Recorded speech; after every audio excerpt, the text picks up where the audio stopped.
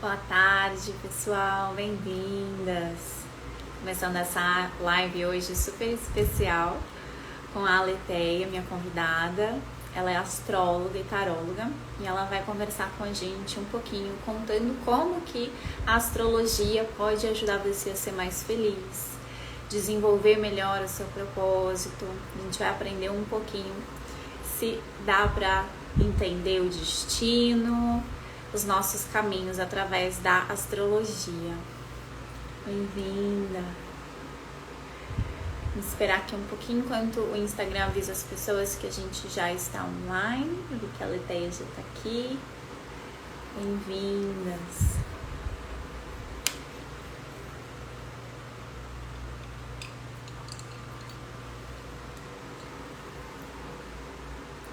Então, quem já me segue há mais tempo sabe que eu sou bem leiga com relação à astrologia.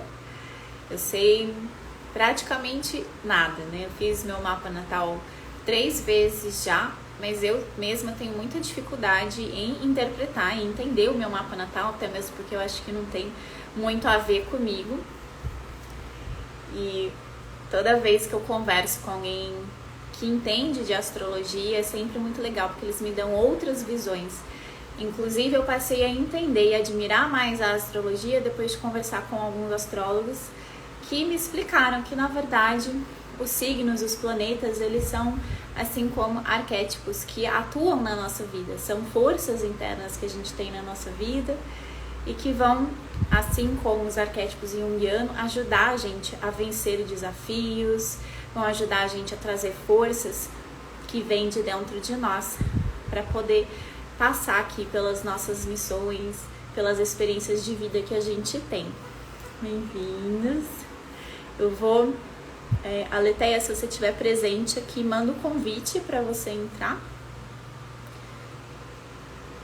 Pedido, né? Que aí a gente já começa conversando.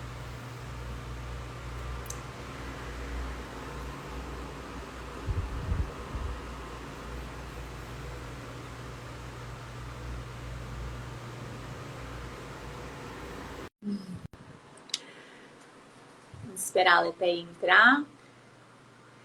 Ela foi minha aluna no curso de Conexão com os Anjos. Bem-vinda, Leteia. Olá. Oi, boa tarde. Boa tarde. Como é que você está? Tô bem, graças a Deus. E você? Tudo bem também. Que bom ter você aqui. Boa tarde, todo mundo. Boa tarde, gente. Bem-vindos. Então, como eu estava falando, a Leteia, ela foi minha aluna no curso de Conexão com os Anjos, né? E a gente sempre está conversando com relação ao tarô, como que o tarô ajuda a gente a vencer as nossas dificuldades na vida. E recentemente, né, vocês viram aí que eu postei em resposta a uma pessoa que me perguntou se eu não acreditava em signos. E aí eu falei que não acreditava muito não, porque quando a pessoa te pergunta qual que é o teu signo, o que eu percebo nas pessoas é que elas têm aquela ideia de que touro come demais, de que Áries é briguento, de que câncer é muito emotivo. Então, meio que elas querem te botar numa caixa, né, e te definir por uma palavra. E o ser humano tem tantas personalidades, tantas forças dentro de si, que não dá para definir em uma palavra, né? Não, Então, eu trouxe a Letéia aqui para falar um pouquinho mais sobre isso aqui com vocês, né?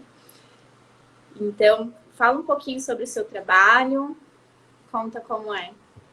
eu comecei a astrologia em 2006, na Gaia, aqui em São Paulo, uma escola bem tradicional aqui. E quando eu comecei a estudar astrologia, eu entendi os processos que eu estava passando, de mudança vocacional, de demissão, um monte de coisa acontecendo ao mesmo tempo, né? E aquilo foi a minha segunda paixão na vida. A minha primeira paixão na vida foi o tarô, e a segunda foi a astrologia. E eu tô nessa faz uns 15 anos já, né? Eu acho que é por aí, de Que 2006 para legal. mais ou menos isso. E a astrologia, ela é apaixonante, mas a minha visão é que ela não foi feita para colocar ninguém em caixa. Ela foi feita para dar norte para as pessoas entenderem melhor. É verdade que alguns taurinos são preguiçosos? Sim, esse é o arquétipo, mas o taurino não é isso. Por exemplo, o meu sol está em escorpião. Uma coisa que enche a paciência quando falam, nossa, mas escorpião é super sexual, né? E eu não me sinto desse jeito. Eu falo, não, gente, escorpião é muito mais que isso. Esquece o sexo um pouco. Não que seja importante, mas é que assim, você pega os arquétipos puros e até tem a ver, tem tudo isso, só que a gente tem vários, a gente tem o Sol em um signo, a gente tem a Lua em outro, que a Lua é nosso universo emocional, a gente vai ter Mercúrio, que é o jeito que a gente pensa em outro signo, Marte, que são as nossas atitudes, o nosso lado mais guerreiro, como a gente se coloca no mundo, em outro signo, Vênus em outro, que é a forma que a gente ama, né? Que a gente se relaciona afetivamente. Então, a gente não é uma coisa só, a gente tem vários, a gente tem os 12 signos no mapa e a gente tem cada planeta num signo que vai ter um colorido diferente e recebendo aspectos de outros planetas com outros coloridos. E fora tudo isso, a gente ainda tem o fator alma, que a astrologia não cobre o fator alma. A alma, ela é única. Até do Yogananda, que eu tô aqui, a autobiografia de um yogi, ele era bem cético com relação à astrologia. E o guru dele uma vez falou para ele usar um bracelete astrológico. E ele meio que questionou, mas por que eu tenho que usar? Porque na astrologia velha tem muito essa coisa de remédios astrológicos. A nossa ocidental não tem. E aí, não, guru, mas isso é uma superstição. E aí ele deu uma aula, assim, é o capítulo 3 desse livro, que é uma aula de astrologia na visão hinduísta, que é a coisa mais linda. E ele fala para o Yogananda que uma criança nasce quando o cosmos, né, o céu está em sintonia natural com aquela alma. Então, a gente, na verdade, não é que os planetas influenciam a gente. Eles estão. É a lei hermética da correspondência. Assim como é em cima, é embaixo.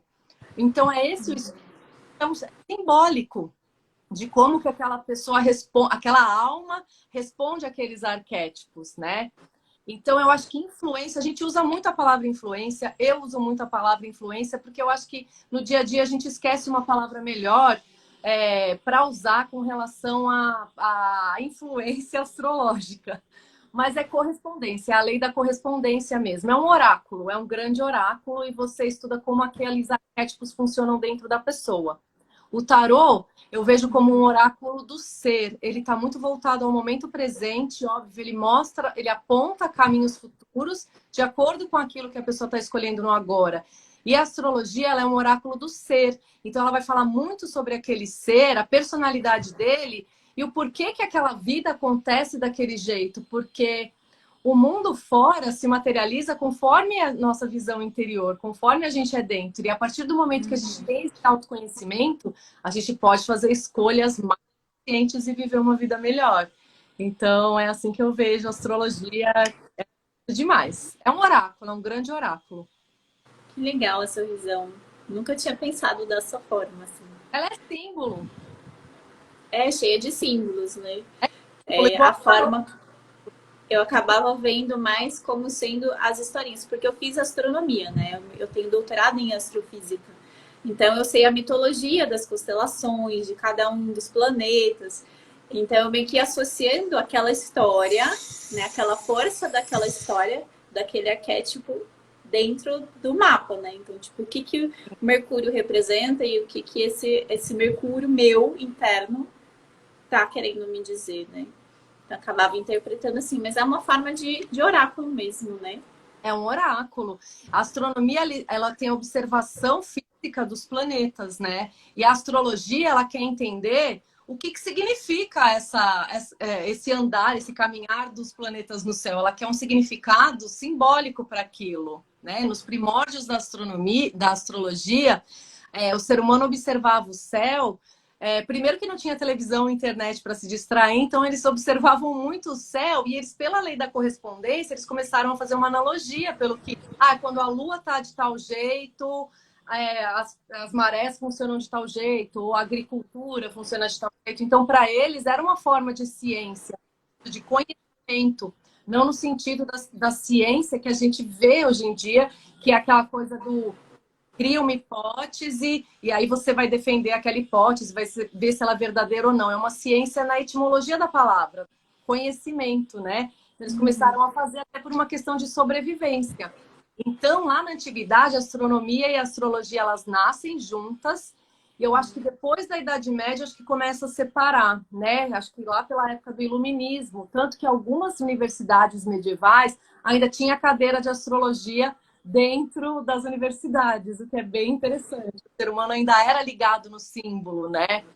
E na nossa era a gente tem um vazio interior de falta de universo simbólico, uma falta de mito, uma falta de astrologia, tudo assim, a ciência é super importante, mas o homem, ele é muito ligado à divindade. Eu acho que diferencia muito nós, seres humanos, dos outros animais, que a gente olha para cima e a gente busca um significado, a gente procura Deus, a gente procura os anjos, a gente procura o sentido da vida. E quando a gente fica só no campo racional, é como se criasse um buraco no nosso coração. Vazio. Eu estou começando esse trabalho mais intenso com um propósito de vida, né? Dá pra gente ver o nosso propósito pelo mapa astral? Dá.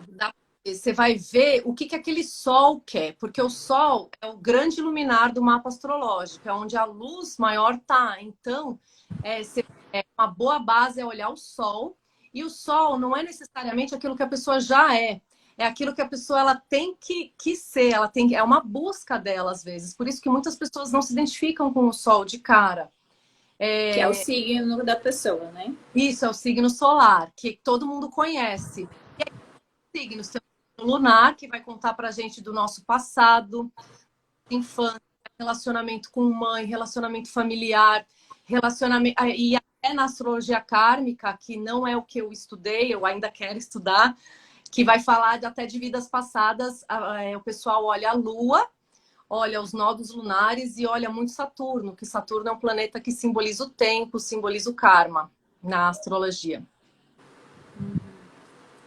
E outra coisa que dá para ver, então você olha bem a sua personalidade, o que sua personalidade gosta. Então é Sol, Lua e Ascendente, uma boa olhada nisso.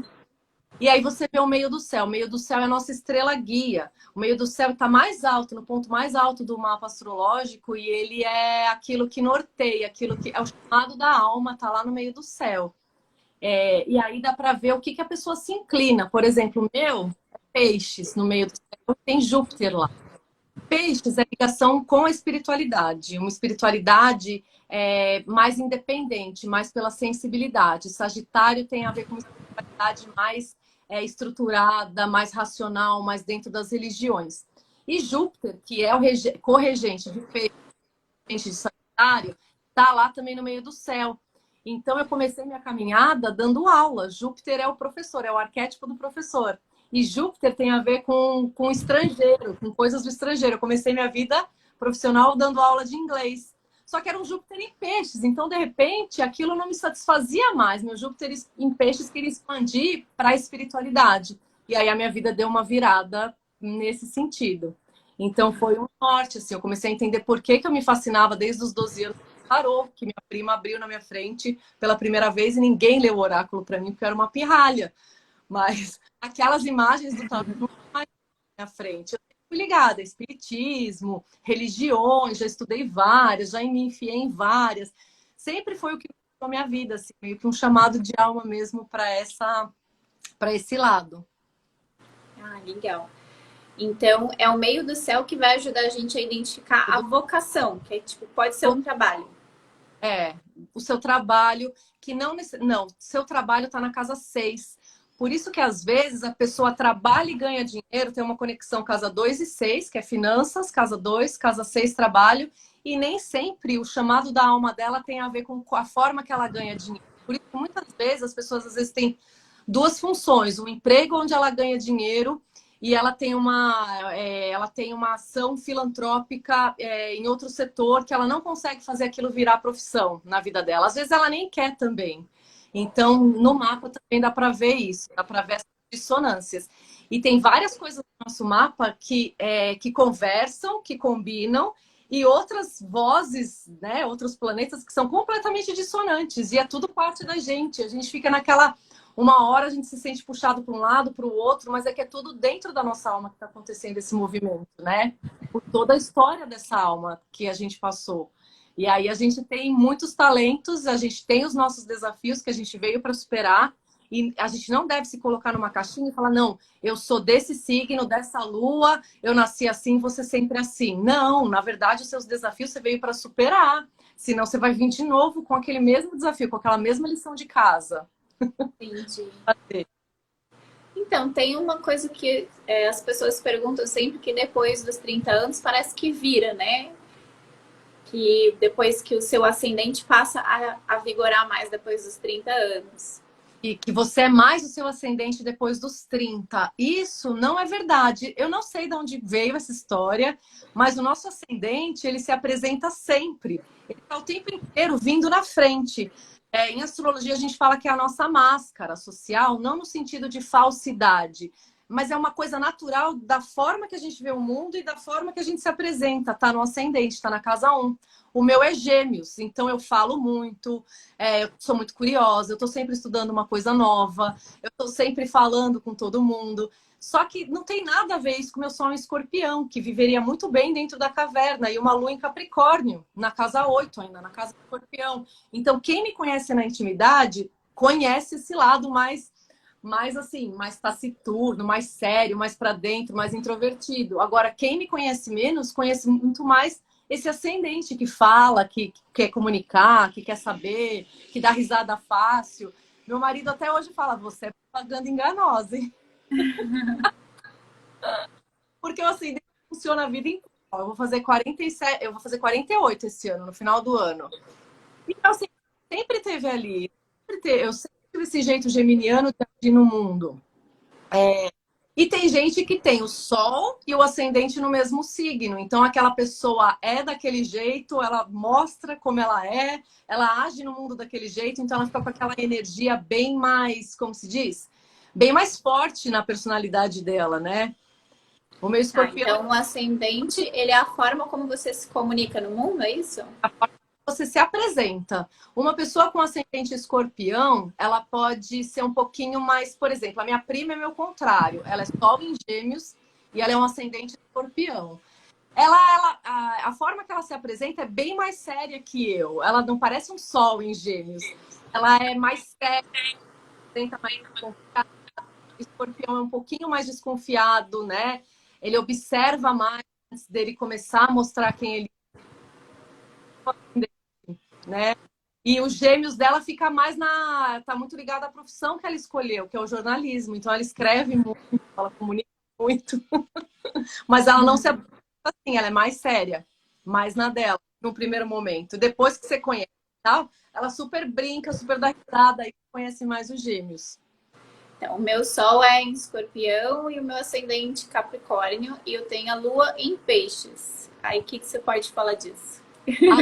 Peixes é a lua sensível, né? A lua dos artistas, a lua dos médiums, a lua das pessoas que sentem muito o outro, né? Peixes, ele tá muito ligado à mediunidade, às artes gráficas, cinema, música. Aí tem que ver que casa tá sua lua, que aspectos ela recebe, mas as pessoas com a lua em Gêmeos são muito sensitivas mesmo, muito sensíveis. O seu ascendente em Capricórnio vai proteger essa lua. Ele vai, num primeiro momento, então, ele vai pôr uma barreira assim, quem entra na minha vida e quem não entra. Porque esse ascendente em Capricórnio, assim como Escorpião, ele é um pouquinho mais desconfiado. Ele, pelo contrário do que dizem que Capricórnio é um signo insensível, né? Ele é super sensível, ele é o polar oposto de Câncer. Só que ele tem meio que o pé atrás. Ele é aquele arquétipo mesmo do velho sábio, que põe o pé atrás, que vai nas coisas com cautela, com maturidade. É meio que o eremita, sabe? Ele fica. Então, acaba sendo uma proteção para essa super lua sensível. Só o escorpião é aquele que renasce das cinzas, né? Então pode passar por super dificuldades na vida, mas ele renasce. O arquétipo da águia, que vê tudo de cima, né? Que é aquela intuitiva que o escorpião tem. E o arquétipo da fênix, que renasce, é o que eu mais me identifico, assim. E ele tem uma intensidade emocional muito grande. E todos os signos, eles têm luz e sombra, né? Então, às vezes, a gente enfatiza muito o lado ruim do escorpião também, né? Ah, é vingativo, é controlador, é possessivo, é ciumento, é isso. Eu não vou negar essa minha sombra. E o que eu mais trabalho na minha sombra é o controle. A minha sombra mais forte é o controle. Assim, quando eu menos percebo, eu já tô querendo controlar tudo. Marido, filho. Quando eu era mais nova, eu controlava até minhas irmãs, cuidava. E assim, na minha cabeça era amor, na minha cabeça era me preocupar com elas. Mas eu tô trabalhando isso que não, isso daí é se meter na vida alheia. Eu não posso fazer isso. E principalmente agora que eu tenho filho, eu não quero ser essa mãe que faz isso com a vida dele. Entra aí também a nossa escolha e a nossa maturidade, né? O signo não controla a gente, é uma força interna, mas conforme a gente vai tendo experiência na vida, se a gente entende que essa força atua dessa forma, a gente tem escolha. Fala, não, eu tô entendendo que eu tenho a tendência de agir assim, mas se eu quiser, eu posso escolher ser diferente, né? Pode, pode. Ou pelo menos trabalhar aquilo. Pode vir no automático aquilo no primeiro momento, aquela reatividade, que o ser humano é muito reativo. Só que daí você dá um passo para trás, respira e fala: calma, Teia, calma. Eu falo para mim: calma, calma, Teia, calma. Respira. Mas é um trabalho de vida. Só que você só toma essa consciência quando você tem o autoconhecimento, né? Por isso que eu falo que o mapa é um norte. Você entende esse seu lado. Vou te falar que algumas pessoas, quando você começa a entrar muito no lado sombra, as pessoas não gostam, as pessoas já vão criar uma barreira defensiva durante uma consulta. Mas se você for com jeito, você começar a falar pelo lado luz, e daí você consegue entrar na sombra, aí a pessoa se abre mais. Porque, na verdade, todo mundo que vai procurar, seja tarô, seja astrologia, a pessoa está no momento mais difícil da vida dela. Ela não vai lá para ouvir só que ela é linda e maravilhosa. Ela vai lá ouvir por que esses desafios estão acontecendo na vida dela. Então, você vai ter que abordar, você vai ter que chegar nesses assuntos. Até eu estava dando uma mentoria para uma amiga minha, Milene, de astrologia, e ela falava: ai, mas como eu vou falar isso para a pessoa? Eu falei: a pessoa veio buscar isso. Você arruma um jeito, você vai falar. Porque a pessoa não veio aqui só para saber que o escorpião renasce das cinzas, que ele é super intenso emocionalmente, que ele é forte, ele aguenta tudo. A pessoa veio para saber outras coisas também. Ela quer entender como é que ela resolve esse problema, né? Por exemplo, o problema dos ciúmes. Eu achava que não era ciumenta, mas eu tinha certos episódios que esse ciúmes ele veio e causou briga. Eu falei: gente, eu sou ciumenta. Eu pensava que não. Eu pensava: não, imagina, eu não sou ciumenta. Até me dar um motivo mínimo. Então eu falo: não, calma, calma. E escorpião com peixes é muita água, né, Bárbara? É muita sensibilidade. Eu tenho muita água no meu mapa também. O elemento predominante são 9 pontos de água. Então, tem um lado super positivo, que é essa sensibilidade, ainda mais para o tipo de trabalho que a gente escolheu, essa empatia com o outro. Mas o lado sombra da água é, às vezes, criar uma dependência emocional, fazer chantagem emocional com o outro, porque a água é esperta como ninguém para isso. Câncer, escorpião e peixes, eles conseguem, pela emoção do outro, dar aquela manipuladinha e puxar a sardinha para o lado deles se eles não estiverem conscientes. Até por aquele olhinho de gato de botas. Isso, a carência emocional, a gente faz, a gente é humano, né? E é isso. Ai, ela tá aqui, a Milene. Eu falei agora que pode falar a notícia. Ah, tá. Ela tá aqui. Legal, bem-vinda. Beijo. Pessoal que está assistindo, se vocês tiverem perguntas, vocês podem escrever aqui que a gente vai respondendo vocês. O pessoal pergunta muito coisas do destino, assim, se vai casar, se vai ficar doente. Pergunta. Como é que é isso? Se a pessoa tem dificuldades de relacionamento, o mais engraçado é que às vezes eu tô fazendo a previsão da pessoa, eu não pergunto nada para a pessoa, eu faço todo o mapa astral, a interpretação, e aí eu vou para a parte das previsões, né? E aí eu pergunto para eu já sei onde está pegando naquele momento na vida. Aí eu pergunto, tem alguma coisa específica? Eu tô quase acabando o seu mapa, tem alguma coisa específica que você quer que eu aprofunde mais? E aí aconteceu uma coisa muito legal uma vez que eu falei assim, o bicho tá pegando no relacionamento. E ela, eu quero que você veja o meu casamento. Então as pessoas elas vêm sim para a parte da previsão. Astrologia, essa coisa do destino e do livre-arbítrio, eu acho que a gente tem mais livre-arbítrio conforme a gente tem mais consciência e mais autoconhecimento. E menos livre-arbítrio conforme a gente se nega a se conhecer, a se olhar e a fazer escolhas conscientes. Eu vejo como, por exemplo, o corpo físico que a gente nasceu, a cor dos nossos olhos, né? Tem coisas que realmente mudar e tem coisas que é o seu karma mesmo, é o seu karma dharma. Eu acredito muito nisso. Agora, a forma que você vai viver é uma escolha. Porque se a gente pensar que duas pessoas nascem no mesmo dia, no mesmo horário, no mesmo local, e elas vão ter papo, é o tal dos gêmeos astrais que a gente fala, ou do mapa de gêmeos mesmo, irmãos gêmeos, por que que cada um vai viver a vida ou encarar a vida de uma forma diferente? Ele vai estar sob essa lei da correspondência? Vai. Ele vai, se você ler o mapa astral dele, vai se identificar? Vai, muito provavelmente. Mas às vezes a vida de um levou para um lado, a vida do outro levou para o outro. Por quê? Porque tem o fator alma. Tem a alma ali dentro. E no mapa de gêmeos, eu já atendi duas gêmeas. O que eu percebia... Esse eu acho que é o calcanhar de Aquiles da astrologia, explicar isso. Não tem ainda muitas boas teorias a respeito de mapa de gêmeos. Mas o que eu percebi, foi uma experiência bem empírica mesmo, foi que os gêmeos às vezes têm uma necessidade emocional, lógica, de se diferenciar como indivíduo do outro.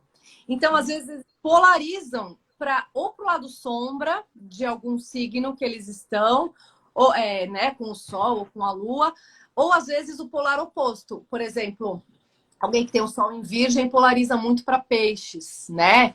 Polariza como? Se fazendo de coitado, se fazendo de vítima, o lado sombra de peixes, né? Que tem, o pisciano ele tem esse lado sombra. Por quê? Porque eu quero me distanciar emocionalmente daquele irmão que é muito organizado, muito arrumadinho, muito ligado na rotina, que seria um virgem, né? Então, eu ponho como polar oposto em peixes bagunceiro, desorganizado, que não tô nem aí para nada da rotina. Isso, é uma coisa, é a questão da alma, que é o indivíduo, que somos todos um no final, mas aqui a gente tem ego. E eu acho que mesmo gêmeos tem uma marca digital. E aí a astrologia. Tanto que até no tarô, quando você vai falar alguma coisa, vai um arquétipo da carta da morte. A pessoa está passando por um momento de transformação, a pessoa está passando por uma. É um momento que ela tem que desapegar de algo que não serve mais para a vida dela. Só que cada um vai viver certo. Você vai falar sobre esse significado todo da carta da pessoa e a pessoa vai trazer aquilo para a vida dela. A pessoa que vai falar, é mesmo, estou me divorciando, ou desmanchando uma sociedade.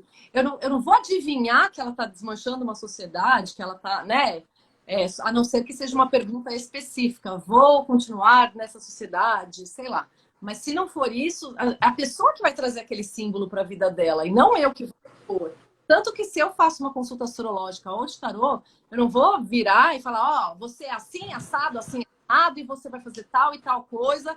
Gente, a pessoa vai criar uma resistência para me odiar pro resto da vida. Eu já cheguei a atender pessoas que falaram, uma astróloga falou que eu ia ser tal coisa, mas eu não tenho nada a ver com isso. Mas eu falei assim, você não vai ser tal coisa, você vai escolher. Você tem várias possibilidades no mapa. Por exemplo, no meio dos peixes, ele vai ter a possibilidade de querer seguir um caminho normal, ou ele vai ter a possibilidade de repente, trabalhar numa ONG ajudando muita gente, numa assistência social que ele vai poder ajudar, sabe? Mas o Isso aconteceu bastante comigo. Assim, eu já fiz meu mapa 3 vezes, né? E as 3 vezes eu ficava meio assim, tipo, isso aí tá meio esquisito. O meu mapa, ele é bem peculiar porque tá tudo acumulado em 3 casas. E aí tá tudo muito próximo da casa que é da comunidade. E eu sou super introspectiva, e eu gosto de fazer tudo sozinha, introvertida. Então, para mim, as pessoas começam a falar muito de grupos, para mim, assim, não tá fazendo sentido, porque eu não Ah, sou do grupo, eu sou para dentro, né? Eu sou de ficar com poucos amigos. Então isso tá. cria realmente uma resistência, né? Na casa de Aquário. Então, provavelmente, a casa 11 tá ligada com grupos, amigos. Meu pai era um geminiano de casa 11. O sol dele para incógnito. Pai, você se isola, você não quer saber de ninguém. Mas o que acontecia no mapa do meu pai, né? Ele tinha esse sol de casa 11 em Gêmeos, ou seja, super social, pá, falante, não sei o quê. Não, meu pai ele era intelectual, que tem a ver com Gêmeos. Ele liderava grupos que tem a ver com Casa 11. Mas ele não era essa pessoa super pop. Ele tinha um Plutão na Casa 1, sentado no ascendente, que deixava ele super assim, desconfiado dos outros. Eu não quero. Entra na minha vida.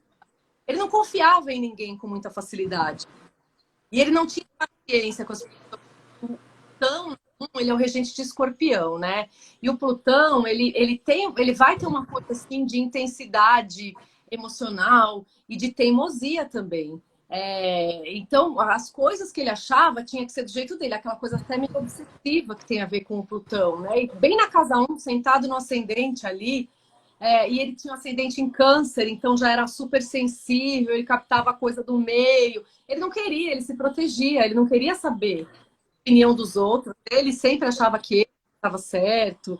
Então, esse sol, se você ficar isolado, o arquétipo sol de casa 11, e falar que a pessoa é aquilo, não, você é assim. Se eu falasse isso pro meu pai, você é assim. E ele deveria falar, bom, então essa astrologia aí sua não funciona. E ele sol que era Sol com Saturno, dá um aspecto de seriedade na pessoa, da pessoa sabe, mais séria dentro, mais com trabalho, com sobrevivência. Esse Sol Saturno dá pessimismo na personalidade dele, que é contagiante, que eu tô até hoje me livrando desse pessimismo que ele tinha com relação à vida. Ele falava, não, isso é ser realista. Eu falava, não, pai, tá too much, calma. Então não tinha como ele ser esse sol pop em Gêmeos de casa 11. É por isso que o mapa você tem que olhar o todo. Aquele todo vai conversar. E aí se você vai falando dos arquétipos para a pessoa e você vai respeitando aquilo que ela sente mais forte nela. Tem a alma ali, né? Meu pai E a questão do horóscopo, como é que fica? O horóscopo, ele é aquela coisa pista mesmo. É entretenimento. Horóscopo. Eu já escrevi horóscopo, eu tinha uma lista de e-mails que eu escrevia, dava um trabalhão. Eu não faço hoje porque dá um trabalho. E ele não vai bater com todo mundo, porque você vai pegar os 12 arquétipos e você vai colocar todo mundo nessas caixas. Olha, você que é de Áries, tal coisa vai acontecer. Então, mas que ano aquele Áries nasceu? Quando aquele ariano nasceu, tinha Saturno estava no signo lá também, Plutão estava ali, tudo isso vai mudar a pessoa. Agora, a gente faz isso para divulgar o nosso trabalho, muita gente gosta, é popular, mas assim, uma dica que eu dou para quem gosta de ler horóscopo, eu não gosto de ler, eu não entrei na astrologia por causa de horóscopo, mas assim, para quem gosta, dá sempre uma olhada, não no seu signo solar, no seu signo ascendente, porque o horóscopo ele é feito a partir do ascendente. Não, então, por exemplo, quando eu vou ver Áries, eu vou fazer um horóscopo de Áries. Eu vou colocar o Áries na casa 1, e aí eu vou ver todos os planetas, como eles estão aspectando esse signo de Áries. E para isso eu coloco ele na casa 1.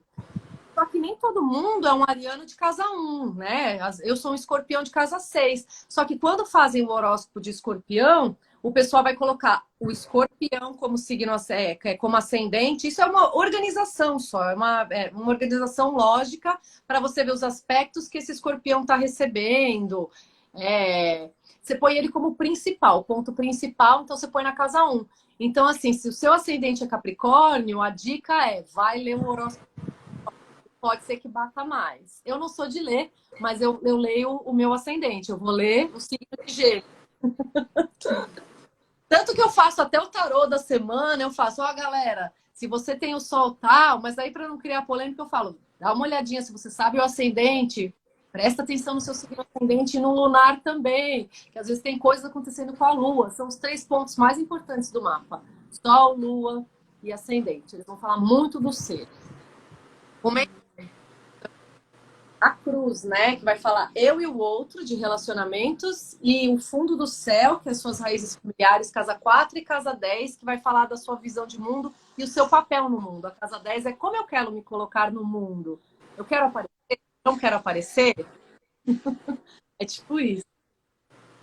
E a pessoa vem com destino também. O que eu posso falar de destino, por exemplo, por experiência também de atendimento, as pessoas com Saturno na 1 ou na 7 têm dificuldades de relacionamento. É claro que tem que ver outras coisas, mas esse Saturno, ou eixo Leão e Aquário, Leão no ascendente, ou Aquário no ascendente, aí vai ter o eixo 1, 7, Aquário, Leão, com Saturno ali, a pessoa vai ter um pouquinho mais de dificuldade. Por quê? Leão e Aquário são signos individualistas, eles são um pouquinho mais voltados para o indivíduo, para a liberdade, independência, cada um do seu modo, né? Aquário de um jeito, Leão de outro. E Saturno é a defesa, é a proteção. Então, todo mundo que entra na sua vida, a pessoa pode arrumar pelo em ovo para falar, não, essa pessoa não vale a pena. Não, eu tenho até um amigo que ele é assim.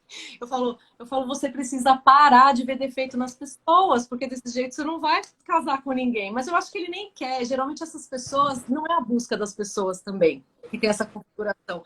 É que às vezes as pessoas, elas pegam tanta coisa do meio, que é importante casar, que é importante ter filho, que é importante não sei o quê. De repente o seu mapa não está conversando com esse script. Você não quer isso para sua vida. E às vezes a pessoa saber disso é um grande alívio. Eu tenho uma irmã que tem esse tipo de configuração no mapa. E ela já casou, ela já separou, tudo já aconteceu. E quando ela, uns 10 anos atrás, 15, né, quando ela passou pelo divórcio, ela me questionava. E eu conversava muito com ela sobre o mapa, sobre... Ela tirava tarô também comigo, e ela ficava brava naquela época. E eu conversava para ela, ó, acontece isso, isso e isso. E ela ficava até brava. E aí ela passou por vários processos, inclusive terapêuticos, e hoje em dia ela sabe por que essas coisas não aconteceram para ela. E ela reconhece nela que é ela que não quer, que ela que tá bem assim. Só que antes ela tava com aquela coisa do meio, sabe? O tem que, os tem que da vida. Então o mapa ele ajuda nisso, a você se assumir, sabe? Eu sou assim, tipo, eu tenho essa personalidade mais independente, eu não tenho muita vocação para dividir quarto, gaveta de calcinha e cueca, ou de calcinha e calcinha, não quero. A minha vida a minha vida é independente. E a pessoa aí ela vive feliz assim e mais feliz com a escolha dela mesma, né? Aí ela pode ser ela também. Tá, então tentando resumir assim, como é que o mapa vai ajudar a gente a viver mais feliz, né? Vai te trazer um autoconhecimento, mas quais são os aspectos que você consegue ver no mapa que vai ajudar a pessoa a ser mais feliz? Eu acho que ajuda aquela questão assim de você estar um pouco das externas, sociais, que ditam como cada ser humano vai ser feliz. E aí vai ver que tem mapa super ambicioso, que você vai que a ambição e conquistar coisas grandiosas, materiais, é importante para aquela alma, para aquela pessoa. E outras não, elas vão ter vida na beira da praia. E o sucesso para uma é diferente do sucesso. Todo mundo numa caixa que sucesso é ser um grande executivo, um CEO de uma multinacional e ter 3 filhos lindos, casado com uma linda mulher e ter aquele carro do ano maravilhoso. E assim, tem gente que está nessas caixas, que vive isso e está com depressão, que está triste, que está infeliz. Então, eu acho que o mapa te ajuda a ser mais feliz quando você percebe o que realmente é importante para sua alma, o que realmente você quer, veio mostrar aqui, como ser humano, como pessoa. É isso. Você tem uma mensagem final para dar para as pessoas, falando sobre astrologia? Aí a minha final é conhecer o mapa astrológico de vocês, quem vai estudar astrologia, você vai abrir um universo assim, maravilhoso, simbólico, e vai preencher aquele vazio que a gente tem na alma, a astrologia ajuda a preencher.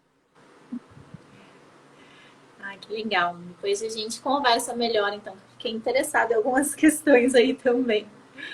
Pessoal que está assistindo, vocês podem seguir a Aletheia depois da hora que terminar a live. Clica aqui no arroba dela para seguir ela também. Ela faz postagens quase todos os dias, né, sobre os anjos, o tarô, falando também de astrologia, ajudando as pessoas aí. E aí, nesse processo de transição, eu estou indicando muito as pessoas começarem a seguir ela, né? Como eu falei, eu estou parando de fazer os atendimentos com o tarô dos anjos, com a espiritualidade. E aí, então, ela é uma pessoa referência para vocês continuarem esse trabalho espiritual. Ai, Obrigada pela presença. obrigada pela confiança, né? Eu só agradeço. E assim, eu desejo o melhor nesse novo caminho para você. Eu acho que nada é por acaso, que quando a gente tem um chamado de alma, tudo tem um porquê, tudo tem um propósito, mas que assim, já me dá uma nostalgia assim dessa coisa de anjos e tarô de anjos, que foi um curso muito fofo. Assim, os mais fofos e maravilhosos que eu já fiz foi esse conhecimento dos anjos, que eu acho que pouca gente no Brasil tem. Ai, é muito lindo mesmo. Demais. Eu sei que no seu coração você vai estar sempre com eles, né? E trabalhando. É uma mensagem linda e única. Aqui no Brasil, eu acho que eu não conheci ninguém assim. A gente tem como referência a Mônica Bonfilho, né? Mas é a única, assim. Mas eu gostei. É que assim, como eu explico para vocês no curso, né? Eu bebi muito das fontes internacionais, né? Quando eu comecei a desenvolver a minha intuição e a conexão com os anjos, foi muito direta. E aí eu procurava na internet e não achava referência no Não tem Brasil. E aí começava a estudar com pessoas de fora. Então, eu estudei com os grandes, os best-sellers, né? Com Radley Valentine e a Doreen Virtue, que são quem criaram o Tarô dos Anjos, que eles são escritores da Hay House, que é a maior editora de autoajuda do mundo, né? Então, é um conhecimento que a gente não tem aqui no Brasil e é de uma forma ecumênica, que não trata da religião. A gente trabalha direto com os anjos, é o contato direto com a espiritualidade, sem o intermédio da religião. Aqui no Brasil tem muito a questão da cabala, né? As pessoas estudam muito pela cabala. Inclusive a Mônica Bonfilho, ela é cabalista, né? Os livros dela falam muito dos rituais cabalísticos. E é super legal também, só que eu acho que você preencheu esse vazio que faltava. Né? Mas eu tenho certeza que você vai preencher outros vazios na nova caminhada. Ai, obrigada.